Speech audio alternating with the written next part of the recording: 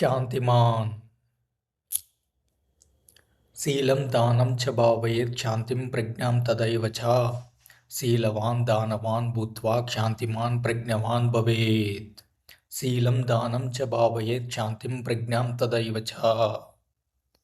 అంటే శీల దాన శాంతి ప్రజ్ఞలను నిరంతరం సాధన చేయటం ద్వారా మనిషి స్వయంగా శీలవంతుడిగా, దాతగా, ఓర్పు కలిగిన వాడిగా మరియు ప్రజ్ఞావంతుడిగా మారిపోవాలి.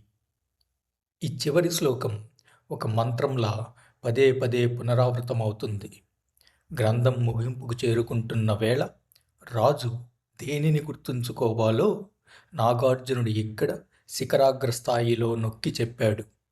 శీల, దాన, క్షాంతి ప్రజ్ఞలే బౌద్ధ పాలకుడికి ఆభరణాలని ఆయన సందేశం.